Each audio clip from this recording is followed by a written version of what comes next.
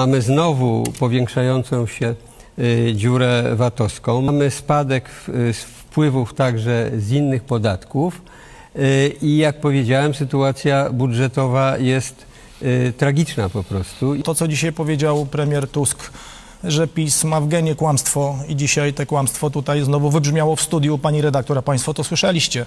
Jeżeli pan mówi o tym, że gospodarka klęka, że jest duże zadłużenie, że jest luka w VAT-ie, bo tutaj znowu pan pomylił zupełnie chyba historię, bo luka w VAT-ie za waszych rządów wynosiła 13,5%, w roku 2023 aktualnie to jest 6,5%, czyli o połowę mniej. Jeżeli chodzi o inflację, to za państwa rządów inflacja wynosiła 18,4%, a dzisiaj jest 4%. I to, co najważniejsze, gospodarka się rozwija, wyście ją zwijali. W roku 2023 to było 0,1% PKB, dzisiaj jest 3,7%, więc wszystko to, co pan mówił, było kłamstwem. Może spowodowane niewiedzą, zajmował się pan kulturą. Faktycznie tą kulturą, jak Instytut Pileckiego, który 75 milionów złotych miał kosztować, a w ciągu 6 lat kosztował 700 milionów. Takim zajmowaniem się kulturą, jak i gospodarką, to tak Polska wygląda i po 8 latach musimy to wszystko ponaprawić. Cześć, witam Was bardzo serdecznie. Moi drodzy, dzisiaj dokończę ten wątek, który wczoraj zacząłem, ale zanim to zrobię, chciałem Wam bardzo podziękować. Moi drodzy, przede wszystkim na początek chciałbym podziękować darczyńcom, którzy wczoraj wsparli mnie, nasz kanał. I tutaj, pozwólcie, że będę imię i pierwszą literę nazwiska, bo nie wiem, czy mogę pełne nazwisko podawać, zresztą RODO i tak dalej. I nie wiem, czy ktoś chce, ale tak czy inaczej, wczoraj bardzo wsparliście mnie i powiem Wam, cholernie mnie to zaskoczyło, miło mnie to zaskoczyło, bo równie dobrze te swoje ciężko zarobione pieniążki mogliście przeznaczyć na cokolwiek tylko chcieliście, bo mogliście wydać na siebie, a jednak zdecydowaliście się wesprzeć mój kanał, mnie. I za to Wam bardzo dziękuję. Dziękuję Stanisław M., Cezary S., Piotr M., Borton, Dred i Walentyna W. Wszystkim Wam bardzo dziękuję za wpłaty. Naprawdę bardzo to doceniam. Oczywiście te pieniążki, jak każde inne, które są wpłacane na ten kanał, one są przeznaczane tylko i wyłącznie na rozwój tego kanału. Także jeszcze raz Wam bardzo dziękuję. Oczywiście też bardzo dziękuję wszystkim, bez wyjątku, za słowa wsparcia, za to, że jesteście, bo tak naprawdę bez Was ten kanał by nie istniał. Także jesteście nierozerwalną częścią tego kanału, razem go tworzymy i razem będziemy cały czas. Także jeszcze raz ogromne dzięki za to, że pomagacie mi ten kanał prowadzić. Moi drodzy, tak jak wczoraj mówiłem, postanowiłem pokazać to, co obecny rząd osiągnął i przy okazji odkłamać trochę tą pisowską tępą propagandę sukcesu, dla których oni, powiem tak, oni inaczej nie potrafią, jak krytykować, nawet jeśli coś ten rząd osiągnie, czy to większy sukces czy mniejszy, dla nich wszystko jest źle, wszystko jest tragicznie, zapisu było wszystko cudownie. I dzisiaj, tak jak wczoraj, będę pokazywał osiągnięcia 8 lat rządów PiS-u, osiągnięcia w cudzysłowie oczywiście, i osiągnięcia obecnej władzy, tak dla porównania. I myślę, że uda mi się to w tym odcinku, że tak powiem, zamknąć. Oczywiście nie jest to możliwe wszystko pokazanie, ale myślę, że te najważniejsze. Rządy PiS doprowadziły PKP Cargo na skraj upadku. PiS-owski zarząd zdemolował finanse i zadłużył spółkę. Od 2014 do 2024 cena akcji spółki spadła 5-krotnie. W ciągu 8 lat rządów PiS PKP Cargo straciło blisko połowę swojego udziału w rynku. Ludzie, którzy doprowadzili do fatalnej kondycji spółki w minionych latach, szczują na tych, którzy ją ratują. PiS nie dba o dobro narodowe, tylko o własne interesy. Ojciec Michała Moskala, posła PiS, został zatrudniony w PKP Cargo za ich rządów. Teraz Moskal nie chce ukrócenia nepotyzmu. Kancelaria prawna brata Kacpra Płażyńskiego, posła PiS, wyciągnęła z PKP Cargo ponad 2 miliony złotych. Pisowski zarząd pod płaszczykiem posiedzeń wyjeżdżał na weekendowe wyjazdy ze strzelaniem organizowanym przez firmę, która ochrania Jarosława Kaczyńskiego. Zarząd powołany przez koalicję 15 października naprawia sytuację spółki i ratuje 10 000 miejsc pracy. Przywrócimy kurs PKP Cargo na właściwe tory. Moi drodzy, pozwólcie, że zacznę od spółki PKP Cargo, gdzie pisowcy w swoim czasie, zresztą teraz chyba też, jak to strasznie ten rząd PO doprowadził tą spółkę do ruiny. Ale czy tak rzeczywiście jest, czy tak rzeczywiście było i kto doprowadził tą spółkę do ruiny? PKP Cargo przez 8 lat cena z 80 zł za akcję spadła do 14 zł za rządów PiS-u. Kolejny taki pseudo-sukces tej pisowskiej koalicji. Pewnie wspomnę później o tym, ale na przykład kolejna spółka po Orlenie, tak zwanych złotych spółek Skarbu Państwa PGE, ujawniła 5 miliardów straty tylko za rok 2023. Generalnie rzecz biorąc, już były strajki, już strajkowali związki zawodowe, o których też powiem, ale tak się zastanawiam, kto pójdzie siedzieć za doprowadzenie PKP Cargo do ruiny. Tak mówiłem, już są strajki, które miały olbrzymi wpływ na całe zarządzanie i przez te 8 lat doili tą spółkę bez litości, bez jakiegokolwiek opamiętania, ale to jest taka wizytówka pisowców. Ograbić, okraść, wydoić ile się da. Ale tak działa właśnie pisowska szarańcza. Nie wiem, czy o tym w ogóle słyszeliście, ale obecny prezes PKP Cargo, który próbuje ratować tą spółkę, złożył zawiadomienie do prokuratury na Sasina. Wiecie, gdzie Sasin włoży swoje łapy, tam muszą być milionowe straty. Sasin nie tylko kazał zerwać, to chodzi tutaj za czasów, gdy tego węgla w Polsce brakowało, Sasin nie tylko kazał zerwać wszystkie kontrakty PKP Cargo i wozić po prostu dla rządu węgiel.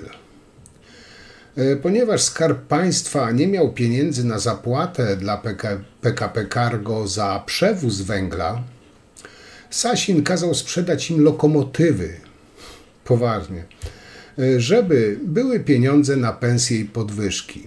Po prostu szok. Oczywiście Duda, ten wielki związkowiec, który teraz tak staje w obronie PKP Cargo, wtedy Sasinowi bił brawo. Tak między innymi właśnie niszczyli tą spółkę. Żeby nie było strajków i protestów przed wyborami, Sasin kazał sprzedać lokomotywy PKP Cargo i jak sprzedali, wypłacili sobie podwyżki i premie. Dziś PKP Cargo jest bankrutem, a firmy niemieckie czy ukraińskie przejmują rynek. Ale oczywiście pisowska propaganda, że to wina PO. Ale czy rzeczywiście?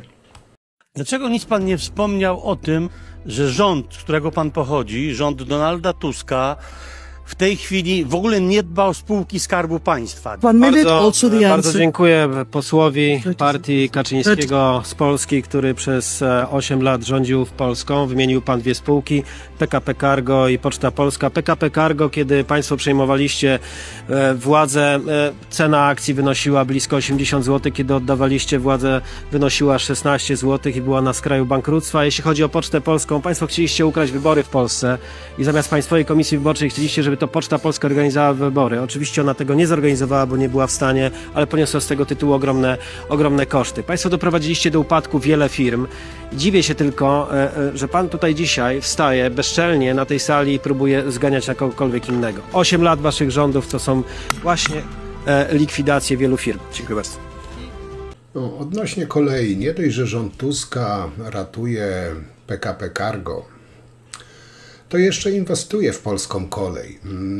Właśnie zaczęła się największa w historii PKP inwestycja kolejowa za 6 miliardów złotych, bo ruszyła budowa trasy Warszawa-Białystok-Ełk. Pociągi pojadą tam około 200 km na godzinę. Ta trasa będzie się nazywać będzie przyłączona do całej sieci kolei Rail Baltica. Poza komfortem i szybkością podróży dla podróżnych, Rail Baltica ma ogromne znaczenie strategiczne dla sił zbrojnych. To nie jest jakiś tam rów Kaczyńskiego dla kajaków za ponad 2 miliardy, o którym też wspomnę. Na Rail Baltica skorzysta Polska i miliony Polaków. Jak to mówiła Becia Szydło, wystarczy nie kraść. No a propos rowu Kaczyńskiego, tego dla kajaków, za 2 miliardy złotych. Tak dla porównania. Norwegowie właśnie rozpoczynają budowę tunelu pod półwyspem Stadlandet dla statków. Ma on mieć kilometr 700 metrów długości, 50 metrów szerokości i 50 metrów wysokości i 36 metrów szerokości. Będą nim pływać statki o masie do 16 000 ton wyporności. Inwestycja ma kosztować dokładnie tyle, ile przekop rowu Kaczyńskiego w piasku, czyli około 2 miliardów złotych. Także porównajcie rów Kaczyńskiego, a przekop pod skałą dla statków i to naprawdę dużych statków, a nie kajaków. No ale żeby było ciekawiej, były minister w rządzie Morawieckiego, Marek G., ma zarzuty karne. W 2015-2020 był ministrem gospodarki morskiej i żeglugi śródlądowej. Ten cały rów Kaczyńskiego miał kosztować wstępnie 880 milionów złotych, kosztował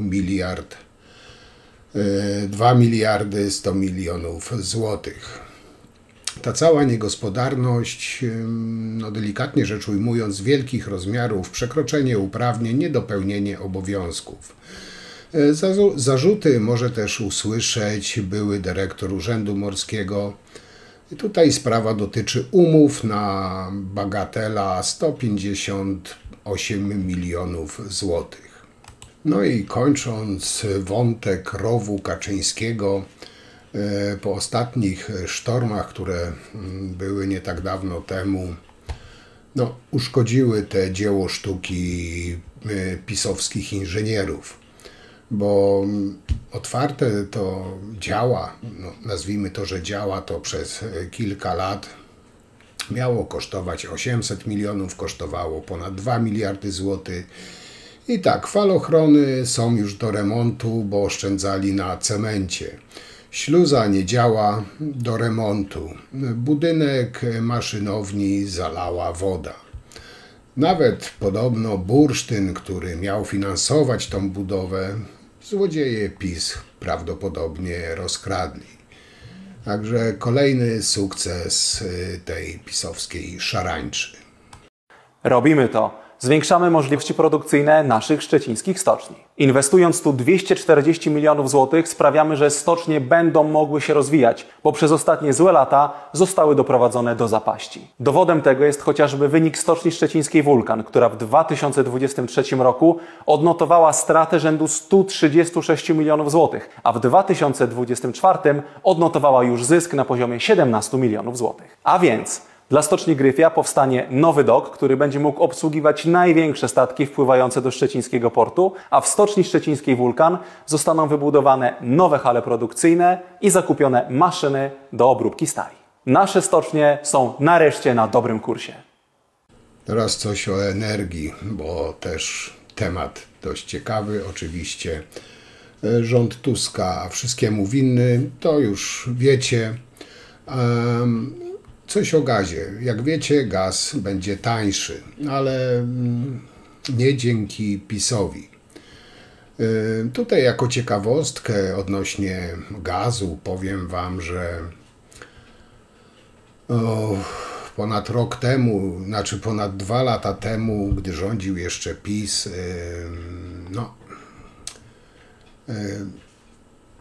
Gazprom zwrócił dla PGNiG ponad 6 miliardów złotych nadpłaty za gaz przez Polskę. Dzisiaj ten polski monopolista gazowy stoi na skraju bankructwa. No ale skoro niegdaj Sasin tak piał o sukcesie, to ja się pytam, gdzie są te pieniądze? Gdzie jest te 6 miliardów 200 milionów złotych zwrócone przez Gazprom? I dlaczego PGNiG stoi na skraju bankructwa, skoro tak dobrze Sasin zarządzał tą spółką? Nie wiem, czy wiecie, ale Obajtek przekręcił Polaków na 2,5 miliarda złotych. To on ogłosił przetarg na budowę tej słynnej, może elektrowni to za dużo powiedziane, tych 2 wież, elektrowni Ostrołęka, którą PiS rozebrał. Oczywiście przed prokuratorem uciekł z Energa do Orlenu. Za to tak naprawdę powinien pójść siedzieć 2,5 miliarda złotych strat. Mamy drogi prąd dla Polaków, między innymi dlatego. Nie jest tajemnicą, że mamy najdroższy prąd w Europie, ale jeszcze ponad 8 lat temu należał do najtańszych. 107 miliardów ze sprzedaży uprawnień do emisji CO2. Polacy zapłacili za prąd do budżetu. 107 miliardów złotych na modernizację polskiej energetyki. Co z tego wykorzystali? Co zrobili? Nic. Zrobili przekręt na elektrowni w Ostrołęce. Mamy sieci energetyczne pamiętające czasy Bieruta i Gomułki, straty prądu na przesyle prądu do 25%.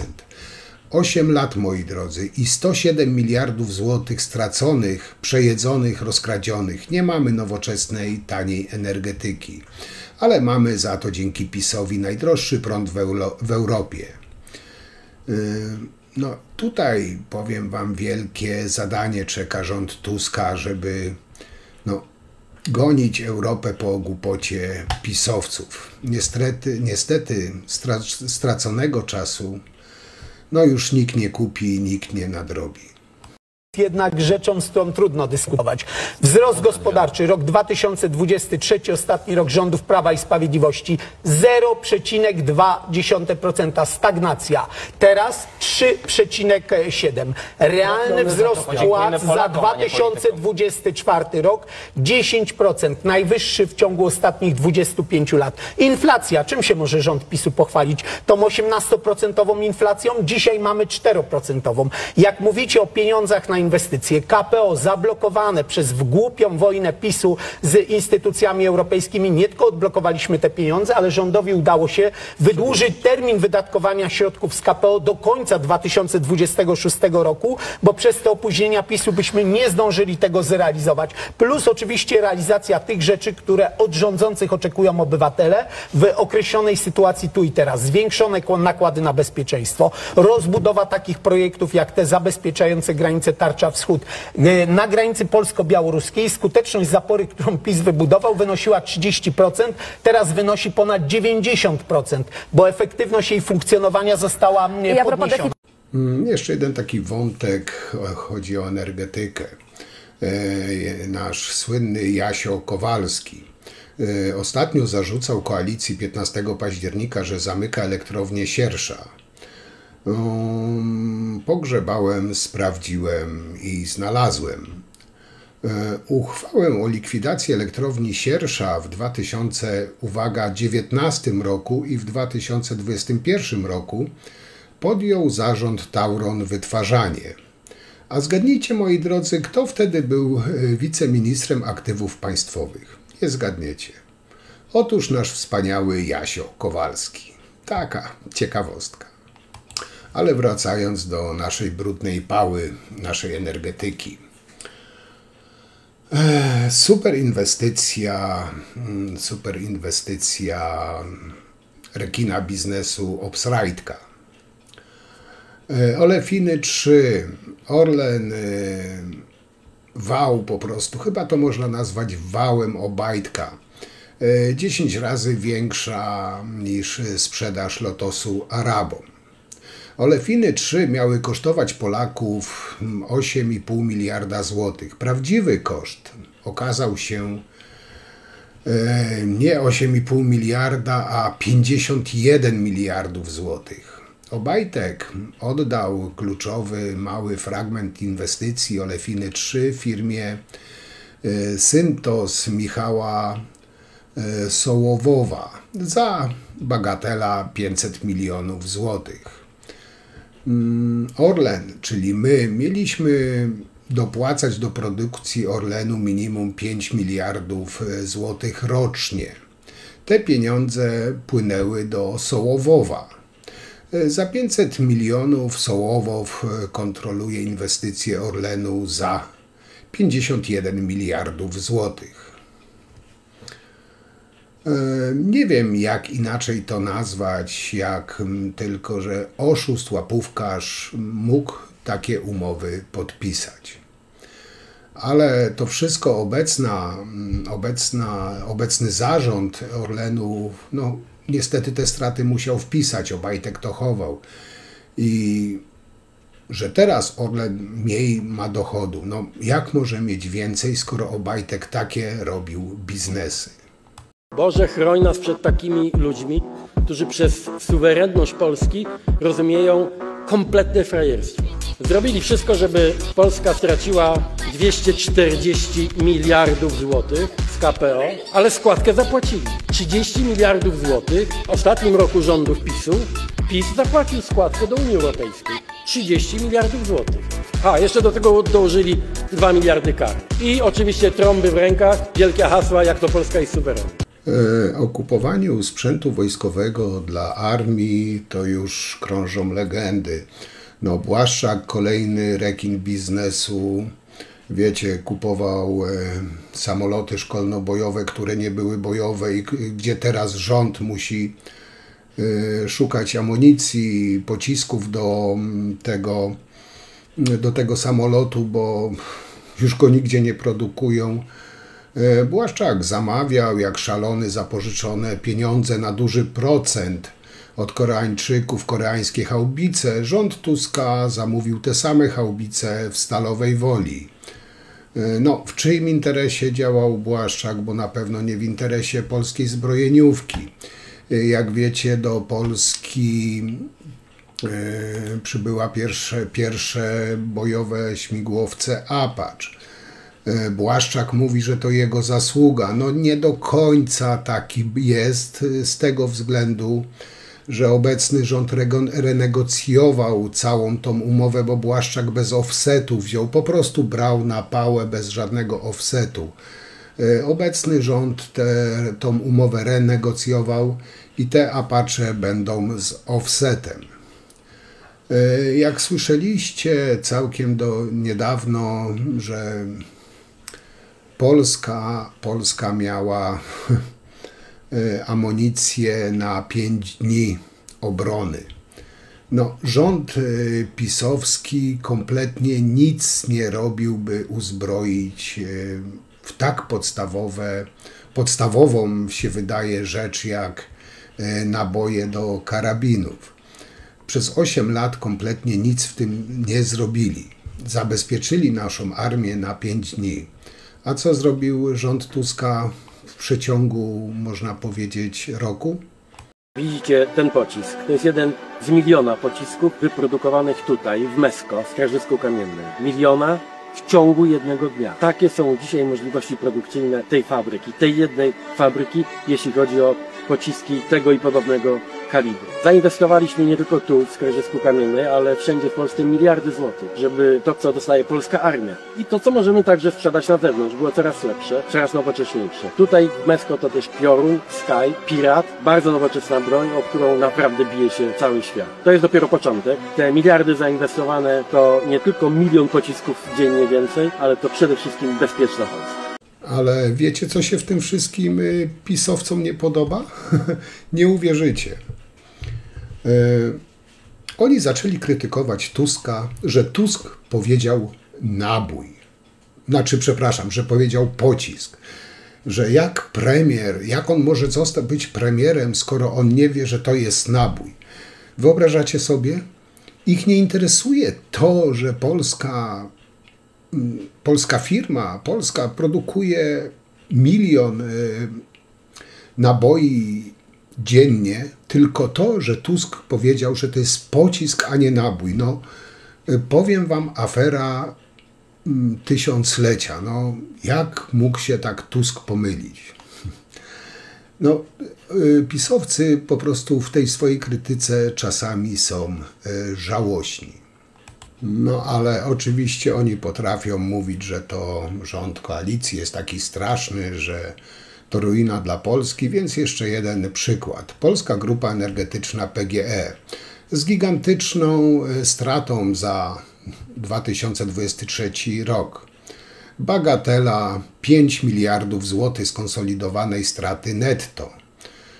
Tragicznie wygląda też zadłużenie naszej strategicznej spółki 21 miliardów złotych. Nie tylko okradali, ale też niszczyli energetyczne bezpieczeństwo Polski. Teraz krzyczą, że prąd jest drogi, że rząd Tuska doprowadził do tego. W zarządzie byli sami działacze PiS z kolesiami.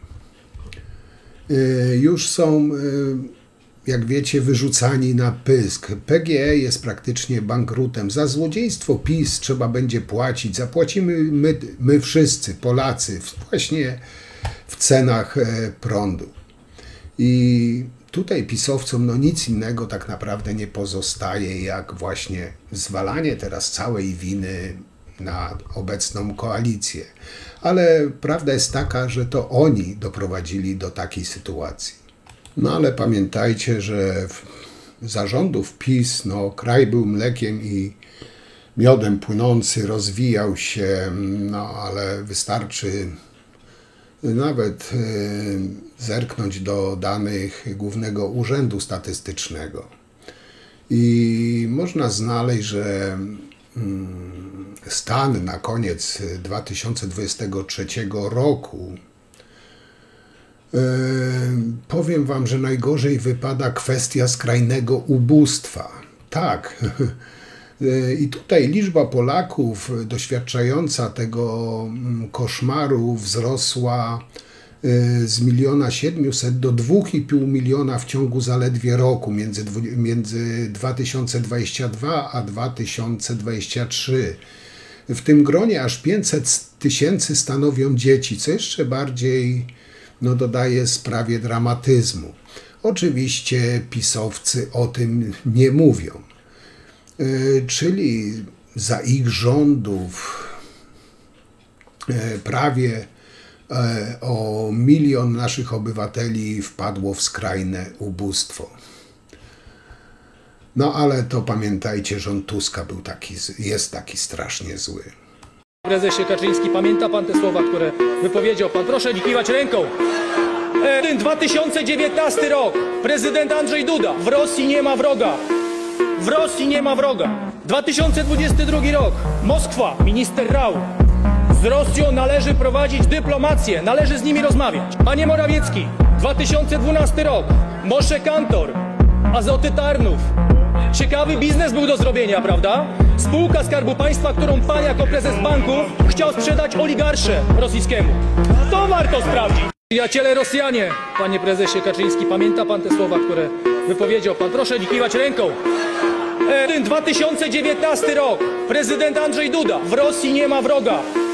W Rosji nie ma wroga. 2022 rok. Moskwa. Minister Rau. Z Rosją należy prowadzić Okej, moi drodzy, będę powoli kończył, ale tak na koniec. Pisowcy tak chętnie rozliczają z obietnic rząd Tuska. Ale czy oni rozliczyli się już ze swoich obietnic? Wszyscy pamiętamy 1 milion aut elektrycznych polskich. No wiemy, czeladnik piekarza mówił, że prace trwają, samochód Izera w Górach Izerskich i tak dalej. Ale 1 milion aut elektrycznych nie ma. 100 000 mieszkań nie ma. 1000 hal sportowych nie ma. 100 obwodnic nie ma. 22 mosty nie ma. Odbudowa PKS-ów nie ma. Bony mieszkaniowe nie ma. Izera nie ma. Emerytury stażowe nie ma. Nowe parki narodowe nie ma. Gabinety lekarskie i dentystyczne w każdej szkole nie ma. Program Batory nie ma. Elektrownia Ostrołęka nie ma. Takich jeszcze tam miliony drzew posadzonych, no tych obietnic było mnóstwo. Także, drodzy pisowcy, najpierw rozliczcie się ze swoich obietnic, a później rozliczajcie innych. Do tego tematu z pewnością jeszcze wrócę, bo jest dość obszerny i dość ciekawy. No ale też nie chcę wałkować ciągle jednego i tego samego. I tak na koniec, moi drodzy, pozwólcie, że podsumuję to na swój własny sposób. Ci, co krytykują obecny rząd, którzy podzielili nasz kraj, którzy uważają się za alfy i omegi prawdziwych Polaków, prawdziwych patriotów, no to pozwólcie, że wam ich przybliżę. Ten z lewej, mały, siwy, spotykał się potajemnie z rezydentem KGB przez 1,5 roku. Z kolei ten z prawej wziął rosyjskie taśmy falendy, dlatego z lewej. Z kolei drugi z lewej właśnie złożył hołd chińskim sojusznikom Kremla. Drugi z prawej chciał handlować z Rosją przez Białoruś, wbijając nóż w plecy Ukrainie. Takie właśnie towarzystwo rządziło naszym krajem. I tak jak mówiłem, obecny rząd nie jest doskonały i nie ma doskonałych rządów. Ale tak dewastatorskiego rządu, tak złodziejskiego, tak chamskiego rządu to jeszcze w Polsce nie było i oby nigdy nie wrócił. Czasami mam wrażenie, że Bogu zabrakło szarańczy i zesłał na Polskę PiS. Dobra, moi drodzy, jeszcze raz wam bardzo, bardzo dziękuję za wspieranie tego kanału. Naprawdę mnie przemiło, cholernie zaskoczyliście tymi wpłatami. Nie spodziewałem się i jeszcze raz wszystkim bardzo dziękuję, nawet za te wspieranie słowne w komentarzach.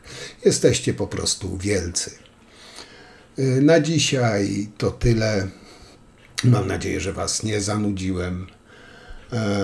Jutro piątek, tak jak mówiłem, raz w tygodniu temat kościółkowy, to coś tam ruszymy znowu kościółkowego. Zresztą mam w dupie, czy obrażam czyjeś uczucia, czy nie. Mam to gdzieś. Także jutro coś kościółkowego, a później, mam nadzieję, spotkamy się w niedzielę, jak zawsze o 18:00 na live'ie. Także na dzisiaj to tyle. Jeszcze raz przeogromne, wielkie dzięki. Trzymajcie się. Cześć.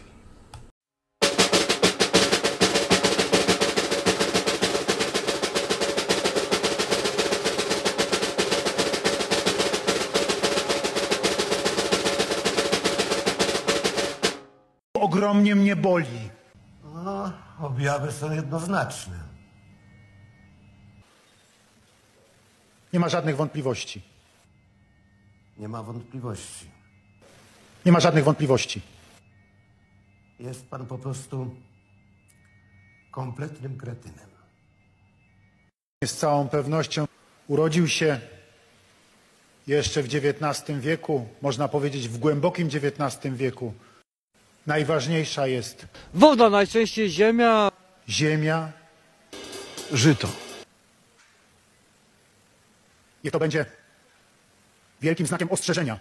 Grozisz mi? Pamiętam, jak zaczął drżeć i jak się zdenerwował. To są niemieckie śmieci. Ja nie wiedziałem, o co mu chodzi. Bo dzisiaj mamy do czynienia, proszę państwa, z terrorem tak zwanej praworządności. To nawet jakiś pacjent szpitala psychiatrycznego by na to nie wpadł. Właśnie wręcz przeciwnie.